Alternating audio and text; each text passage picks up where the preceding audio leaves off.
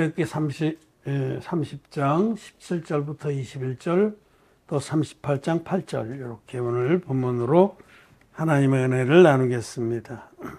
기도하겠습니다.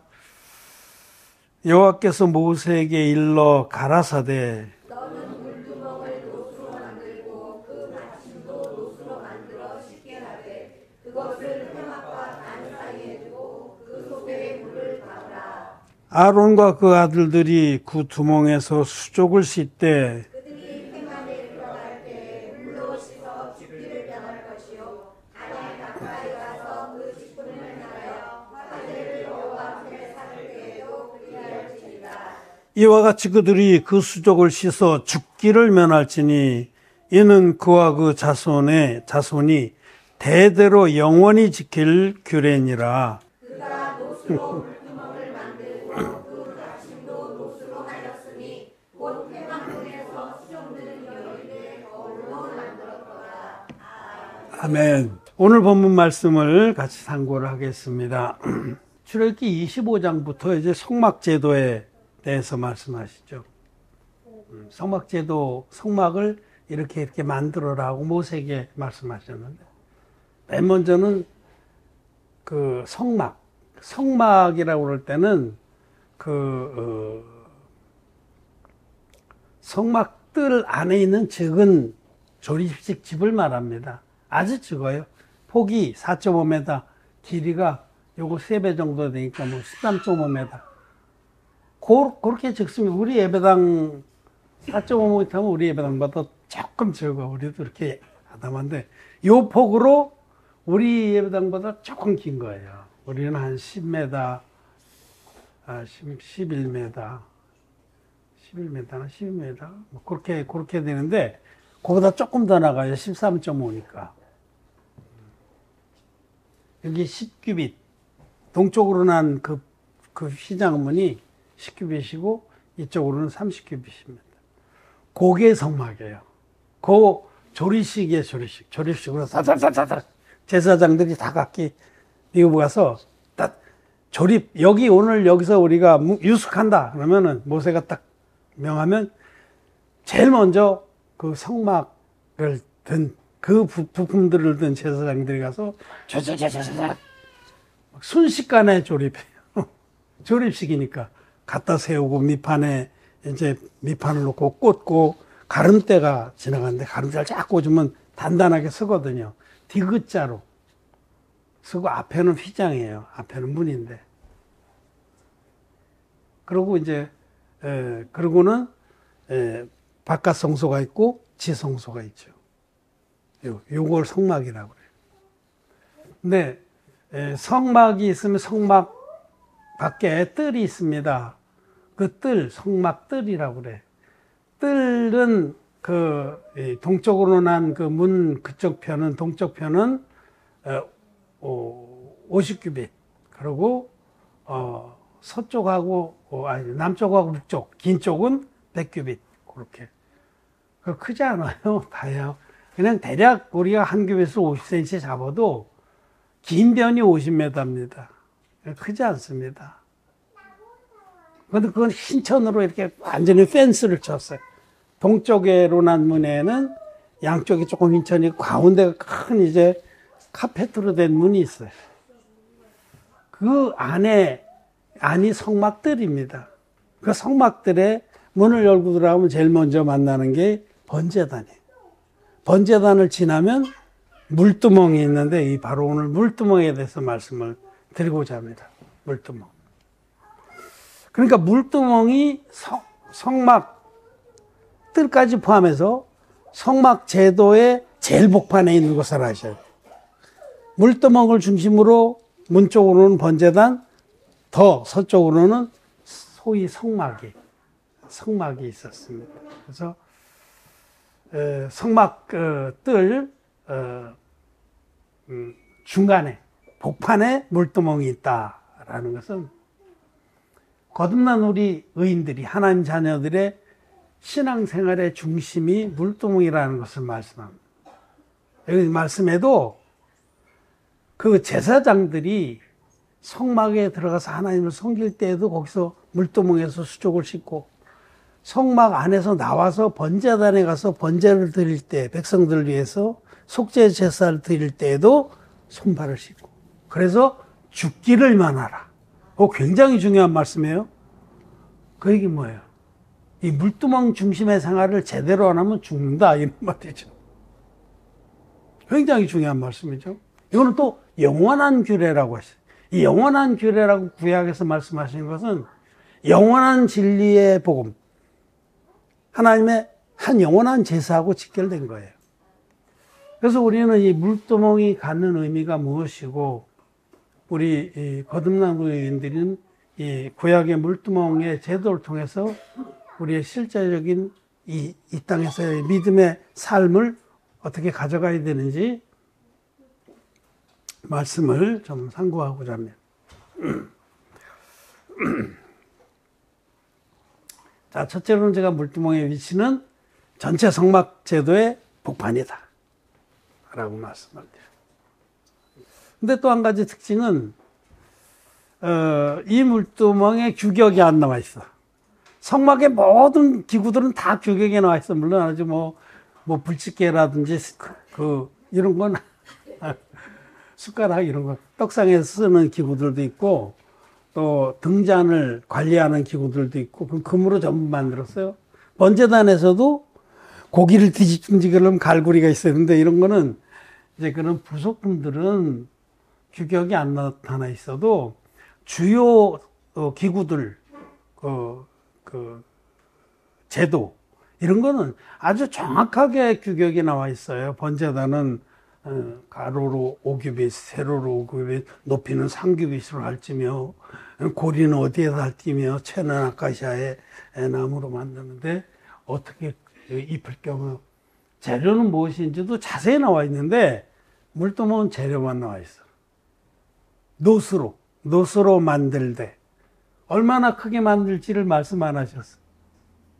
그것이 하나의 특징이고 또 한 가지는 우리가 38장 8절에서 봤듯이 그가 노스로 물두멍을 만들고 그 받침도 노스로 하였으니 곧 회막문에서 수종드는 여인들의 거울로 만들었더라.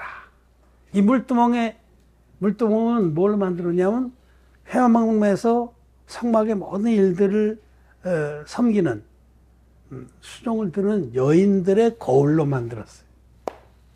여기에도 영적인 교훈이 있겠죠.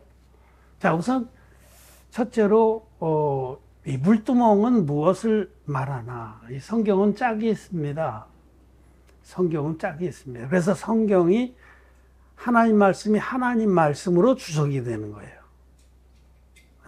그래서 막 그냥 지 맘대로 자기 생각나는 대로 에스겔서 13장에 있듯이 막 억지로 푸는 그런 거짓자들에게 속으면 안 돼. 우리는 성경으로 주석을 해야 돼. 하나님 말씀.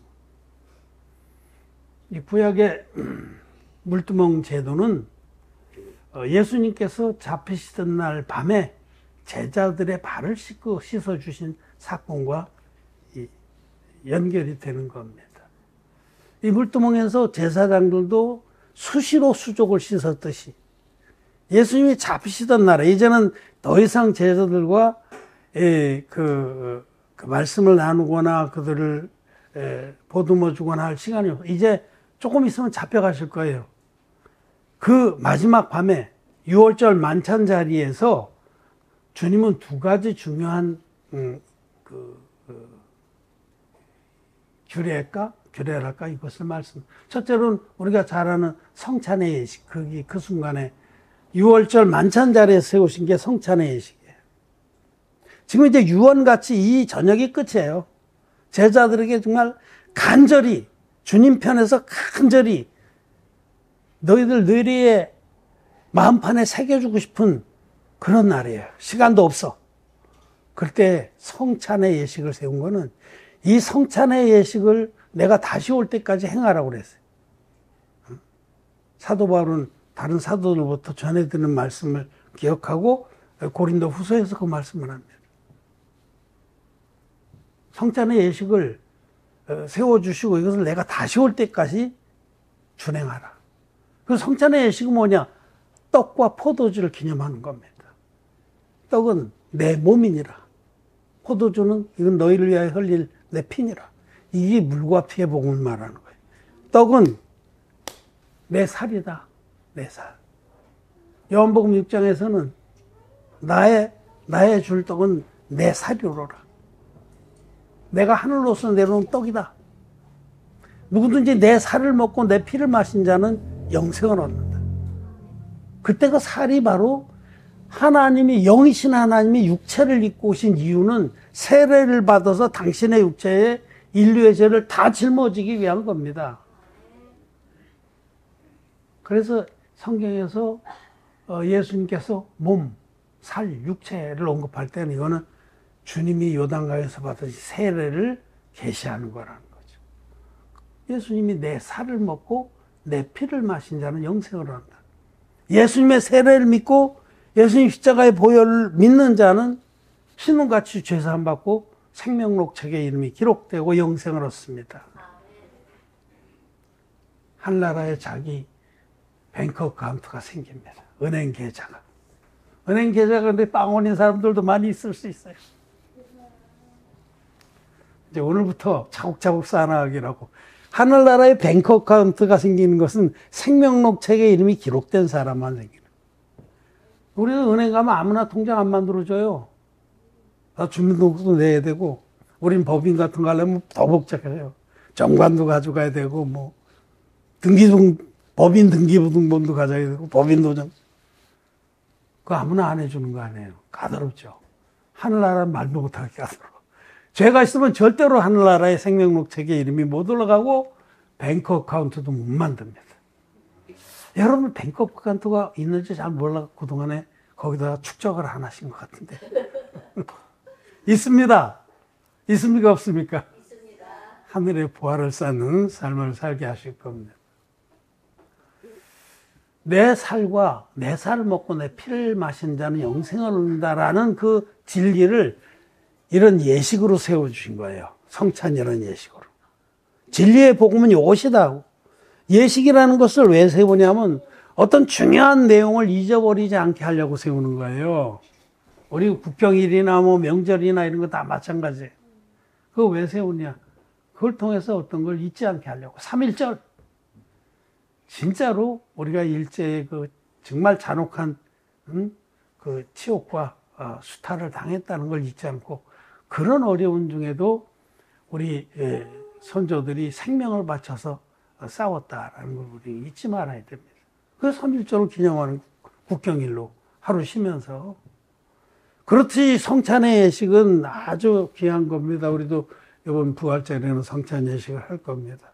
살 수가 있으면 자주 하면 좋은데 이제 영적으로 우리는 자주 복음을 얘기하니까 그게 복음입니다. 여러분, 성찬절이 있어. 성찬식이. 그게 물과 피의 복음입니다. 피만의 복음으로는 떡은 내다버리고 잔만 돌려야 돼요. 하나님이 세우신 그런 예식이 아닙니다.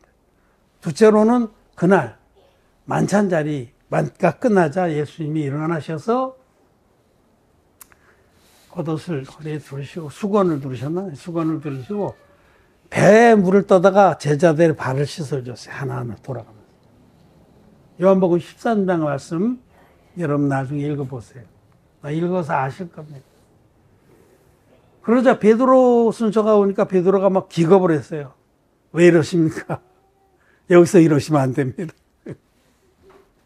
근데 예수님께서 뭐라고 말씀하셨냐면 내가 네 발을 지금 씻지 아니하면 너는 나와 상관이 없느니라. 그 앞에 또 그 앞에 말씀하시기를 내가 너에게 이렇게 발을 씻어주는 것을 지금은 알지 못하나 이후에는 알리라. 그런 말씀을 하셔요. 지금은 네가 이걸 이해할 수 없다. 이후에는 네가 이 뜻을 깨달을 때가 있으리라는 그 두 가지가 아주 중요해요. 자, 내가 왜 네 발을 닦아주는지 이걸 그냥 단순히 1차원적으로 초등학생 수준으로 해석하는 사람들은 그러니까 우리는 목욕한 자는 발만 씻으면 된다고 그 후에 말씀하셨으니 우린 예수 믿어서 그래도 칭의 구원을 받은 자들이니까 살아가면서 조금 잘못한 거는 그것만 회개 기도하면 씻어주는구나 이렇게 회개 기도로 끌고 가는 사람들이 있고, 또 이제 내가 주와 선생이 되어 너희들의 발을 씻어줬으니 너희도 서로 이렇게 하는 것이 옳다. 서로 사랑하라. 이랬다고 그래서 서로 사랑하는 표를 보여주신 거구나. 서로 사랑하라는 것이 주님의 세 계명인데 서로 그래서 캐톨릭에서부터 시작해서 지금 개신교들도 이 때가 되면 이제 이 고난주간쯤 돼서 세종례를 많이 해요. 예식으로. 그래가지고 교황이 먼저 무릎을 꿇고 자기 보좌 신부나 이런 발 닦아주면서 발에다 입 맞추고 손을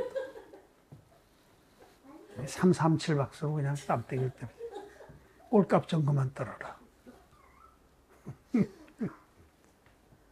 그런 뜻이 아닙니다, 그게. 그러니까 너무 유치하고 어리석은 거죠. 그냥 그렇게 육신적인 사랑, 육신적인 겸손, 육신적인 섬김, 그것을 가르쳐 주시려고 제자들의 발을 그 아까운 막 절명 같은 시간, 1분 1초가 갖고 온 그 시간에 이제 조금 있으면 잡혀가신다니까?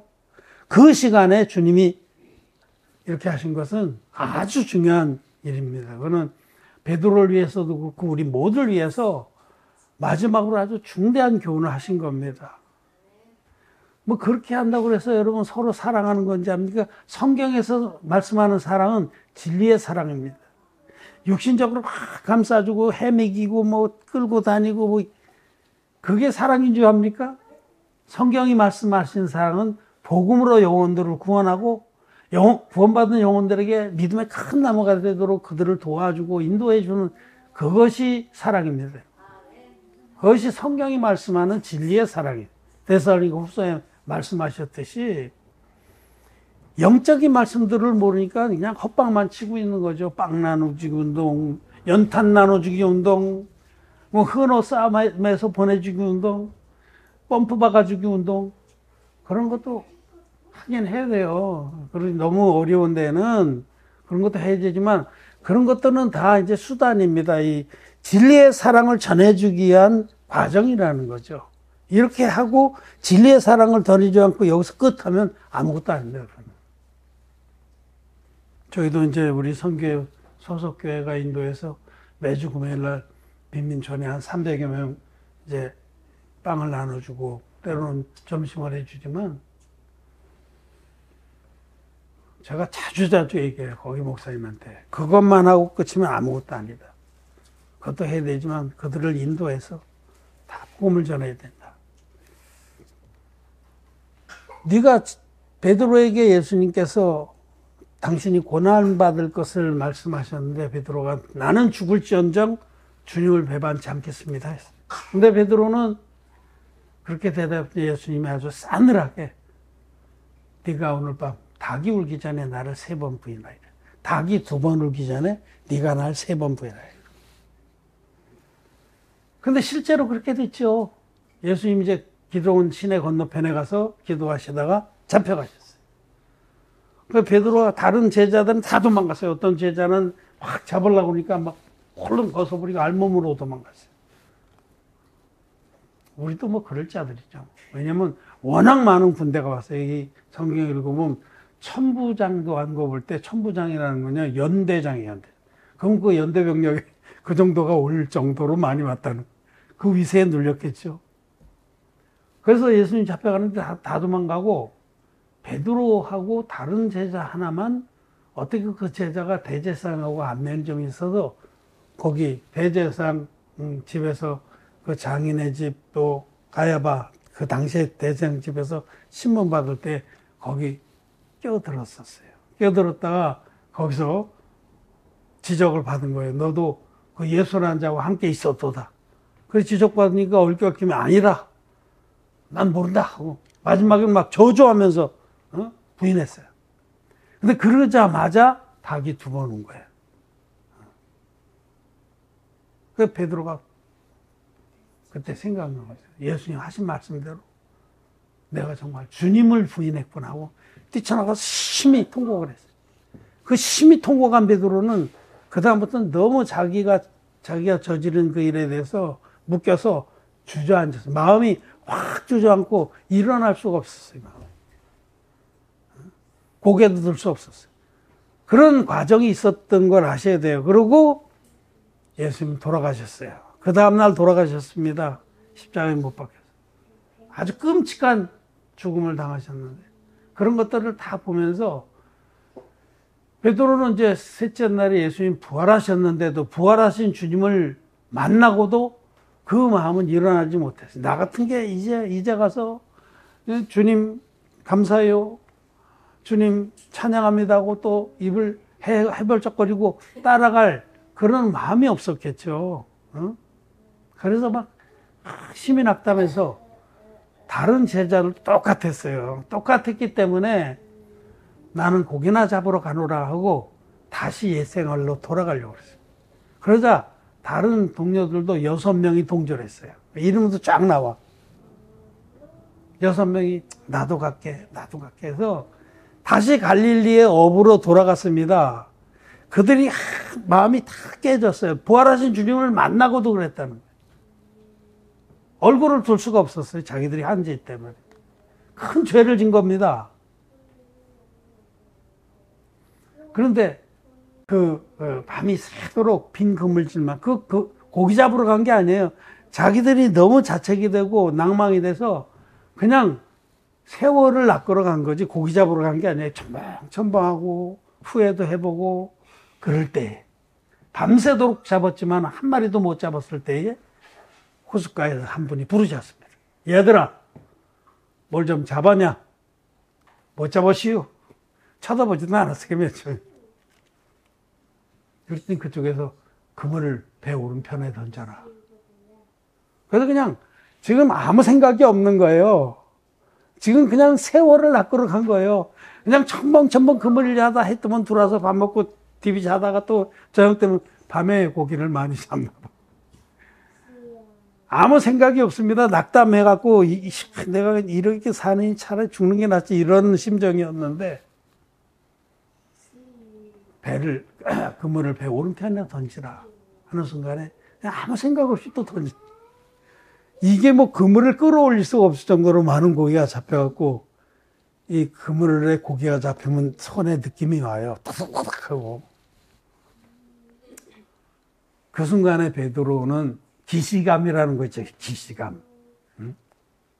기시감. 영어로 뭐라 그래, 이거를? 데자뷰. 오케이.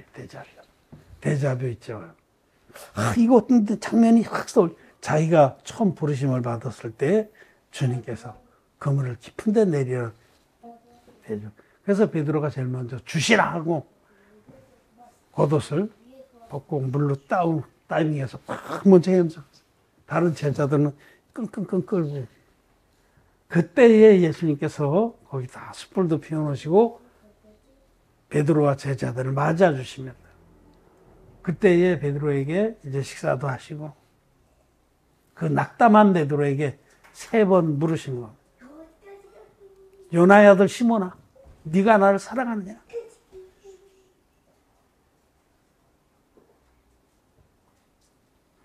도저히 스스로를 용납할 수 없어서 주저앉아 있는 베드로에게 주님은 사랑하냐고 물어요. 베드로를 일으키신 겁니다. 3번 부인했던 베드로를 그렇게 일으키죠. 그 죄도 내가 이미 세례로 이미 담당했다는 것이 바로 씻어준 비밀입니다.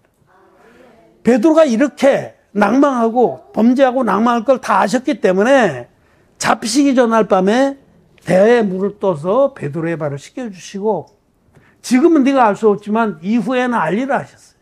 이 대야의 물이 바로 물과 성령으로 거듭나게 하는 진리의 복음입니다. 이 대야가 바로 물두멍입니다. 물은 예수 그리스도의 부활하심으로 말미암아 이제 너희를 구원하는 편이 곧 세례라. 이 물과 피의 복음의 중심은 세례입니다. 지금 기독교인들이 죄사함도 받지 못하고 평생의 죄에 짓눌려서 거짓 교리를 따라가는 기독교인들이 예수님 세례의 능력을 알지도 못하고 믿지도 않고 가르쳐줘도 배쳐가는데 십자가의 피만 믿습니다. 그럼 반쪽짜리 복음입니다, 여러분. 5만 원짜리 한 장 끓여서 반 잘라버리고 반쪽만 들고 가서 슈퍼 가서 물건 내놓으라고 윽박지르는 강도 같은 짓입니다. 온전한 복음은 물과 피의 복음. 그래서 사도 요한, 주님과 함께 주님의 세례받은 장면부터 자세히 본 요한입니다. 사도 요한은 주님 세례받은 장면부터 봤어요. 안드레하고. 그때에 자기 스승 세례 요한이 예수님 머리에 안수해서 세례를 베풀고 나서 그때 성령께서 베들같이 임하고 하늘로서 들리는 음성까지 다 들은 종이에요.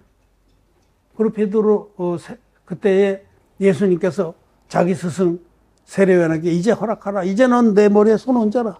우리가 이와 같이 하여 모든 의를 이룬 것이 합당하니라. 다 들은 세례 요한입니다.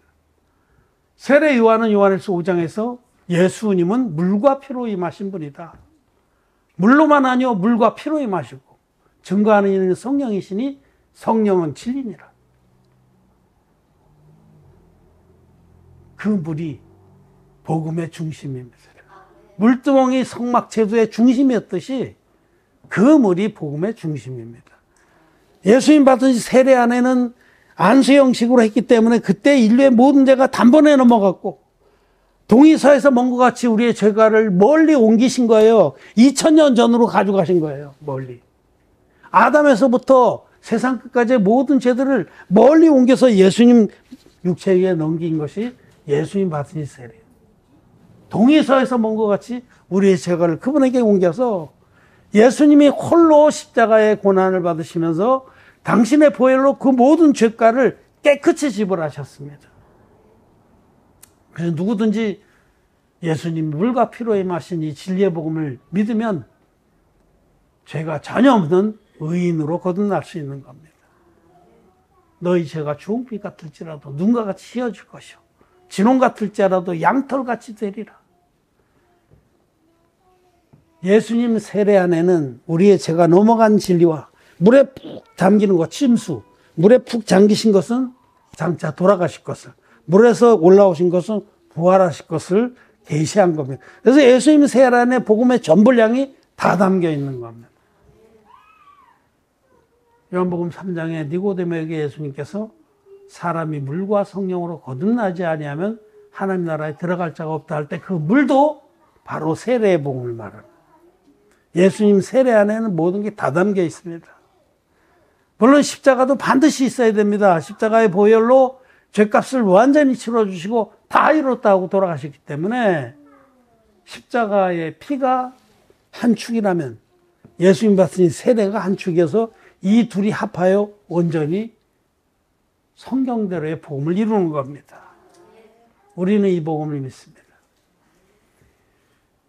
이 진리, 내가 그제까지도 이미 다 씻어놨다는 이 세례의 능력의 진리를 베드로가 그때 확신한 겁니다. 아, 주님께서 내 발을 씻어 주시면서 네가 지금은 알지 못하지만 이후에는 알리라 하신 것이 이것이었구나 하고 그때 베드로는 주님 앞에 담대하게 주여 내가 주를 사랑하나이다.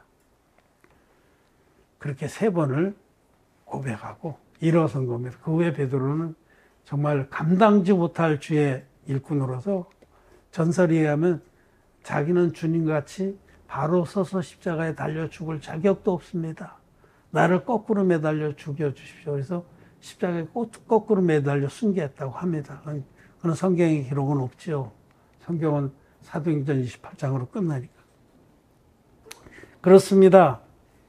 우리는 첫째, 구약의 물두멍이 무엇을 말하냐? 그 안에 담긴 물은 물과 피의 복음의 그 진리의 복음이다. 이거를 제사장들, 성경은 베드로 후서지요? 전서갑다. 너희는 왕 같은 제사장들이야. 거듭난 우리들이 제사장입니다. 제사장은 성막 안에서 2가지 일을 해요. 하나는 예배드리는, 성소에 들어가서 예배드려요. 성소에 들어가서 하나님을 찬양하고, 그리고 번제단에 가서 번제의 제사를 드려요. 죄인들에게 복음 전하는 부분을 말씀합니다. 우리 의인들의 삶은 죄사함 받은 후에 2가지가 중심입니다. 예배하는 삶. 예배가 절대로 소홀히 할 게 아니에요. 모여갖고 뭐 찬양하고 시간 낭비 아이가 그 시간에 복음을 더 전하지. 노노노 하람이 노노. 예배가 우리의 충전소입니다.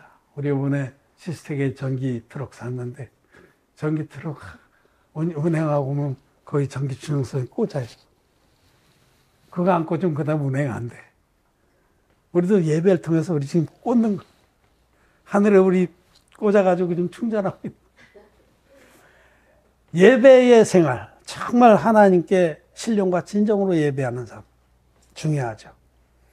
번제단에 나가서 번제의 제사를 드리는 건 죄인들에게 이 진리의 복음, 안수의 복음, 번제를 되면 반드시 흠없는 제물과 안수와 피 흘림, 이 물과 피와 성령이 합하여 하나님 복음으로 죄인들이 죄사함 받게 하는 일.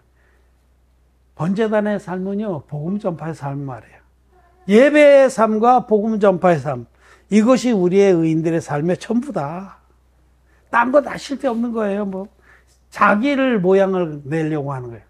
나머지는 자기 모양을 내려. 근데 지금 이 번제단의 얘기에 대해서 물두멍에 대해서 말씀하시면서 이 물두멍을 성막에서 섬기는 성막 문에 섬기는 여인들의 거울로 만들었더라라고 말씀. 그 여인들은 우리 normal 성경에서는요, 우리 복음 섬기는 하나님의 성막을 섬기는 여인들이잖아요. 거울은 뭐 하는 거예요? 거울 조그만 거. 거울은 자기 모습을 보고 자기 모습을 꾸미는 데서. 거듭난 우리들은 더 이상 자기를 위해서 살지 않는다. 자기 모양 내고 자기의 이익을 추구하고 이런 거 안 한다. 아예 거울을 없애버린 거예요. 이걸로 복음을 위해서, 복음 전파를 위해서 그 마음을, 거울에 쏟았던 마음을 거울아, 이 세상에서 누가 제일 예쁘냐 했던 걸 이 거울을 싸그리 물두멍으로 들였다는 거죠. 거듭난 의인들은 더 이상 자기의 모양을 내는 것을 위해서 살지 않습니다. 자기 모양은 어떻게든지 상관이 없어요. 이 주님께서 나를 구원해 주시니 진리의 복음이 전파되는 것, 그것만을 위해서 산다는 뜻입니다. 너무 아름다운 삶이죠. 술람 여인같이. 술람 여인이 포도원을 맡아. 포도원은 하나님 교회를 말합니다. 교회를 섬기면서 술람 여인이 어떤 칭찬을 받습니까? 나의 누이 나의 비둘기야, 네가 비록 검으나 아름다우니. 포도원을 섬기는데 자기 몸을 돌보지 않고 섬기려고 까맣게 탔죠. 검으나 아름다운 거예요. 그 하나님의 주님의 눈에는 정말 자기를 위해서는 살지 아니하고 복음만을 위해서 살기 때문에 그의 삶은 꺼죽합니다. 육신의 눈으로 보기엔 게달의 장막 같을지라도 솔로몬의 휘장과 같도다. 그 아름다움. 그게 거듭난 의인의 삶이다라고 물두멍은 오늘 우리에게 말씀하는 겁니다. 물두멍은 이런 것들 우리에게 말씀합니다. 우리 한 절만 읽고 마치겠습니다. 로마서 14장 8절 시작.